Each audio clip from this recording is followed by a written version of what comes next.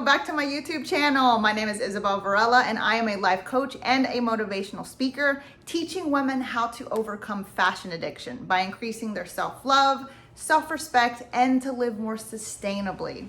I also help women to get out of debt. So for today's video, fashion was my perfect drug.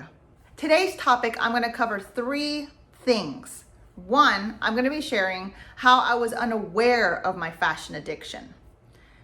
Topic number 2, I'm going to be talking about the wake-up call, also known as the huge slap from the universe. And 3, I'm going to be talking about the 180-degree transformation that I had. And the story is my personal journey from fashion addict all the way to fashion advocate. The reason I'm sharing this with you today is for 2 reasons. 1, I believe that whenever we share our vulnerabilities, our struggles, and adversities that we have overcome, it inspires others to know that 1, you're not the only one, and 2, that you're also capable of overcoming those adversities in your life.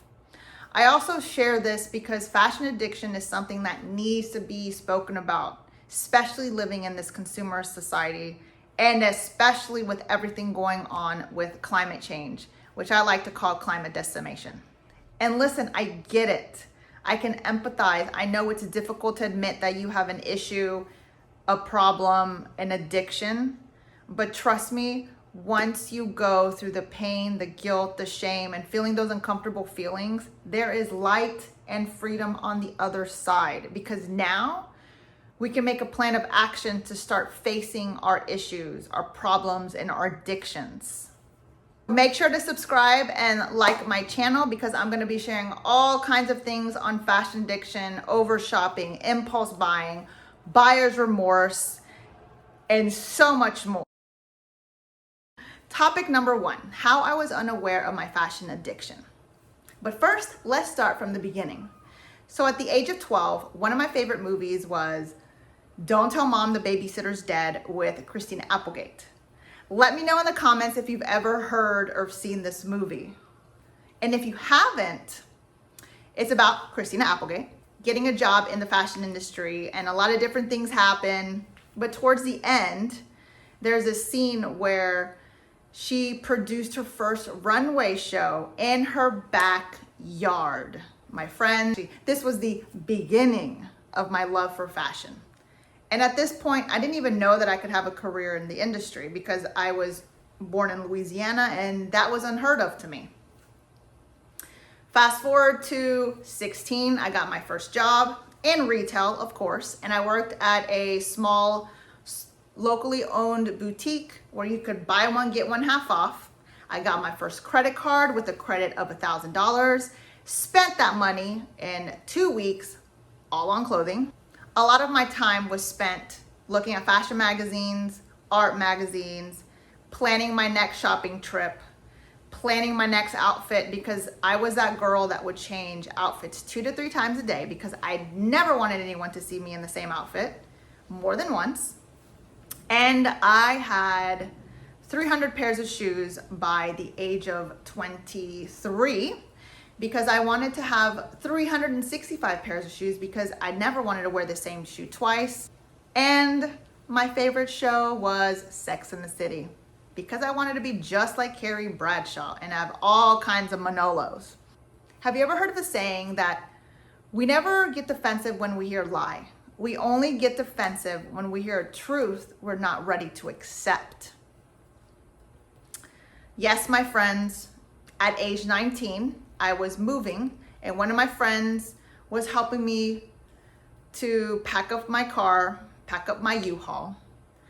And he's carrying my 4th large luggage filled with shoes. And his comment to me was, Isabel, you're addicted to fashion. These are all shoes? Are you serious? Do you think I got defensive?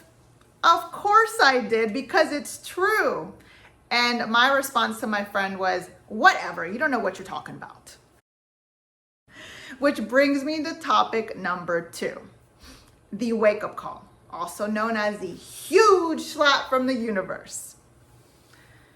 Picture this. You're 26 years old, you're living in downtown Dallas, you have just started your career in fashion design. You have your women's wear brand, you've been named designer to watch in the South.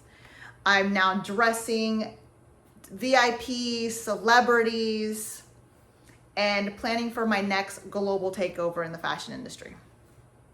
But then you get the phone call from your brother saying, Isabel, the car insurance just called me. They said they're about to repossess your car. Yes, my friends, that was a very pivotal moment for me because I had two choices. I could either continue going down my path, self-destructive path, or change my life for better and finally face my fashion addiction. Which brings me to topic number 3, my 180-degree transformation. That phone call was the trigger that I needed to finally face my addiction and to get out of denial. I always thank my mentor for being the first person to be honest with me, to hold me accountable for my actions, and to give me the tools to help me to save my own life. These tools help me to change my negative behaviors, thoughts, actions, and intentions to more positive ones. It took a lot of honesty, a lot of humbling, and a lot of introspection. It also took being uncomfortable, feeling the feelings of pain, guilt, shame, disappointment, sadness.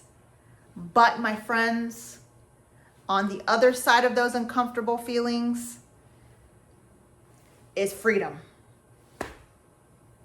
The other side of feeling uncomfortable is a relief. You're no longer chained.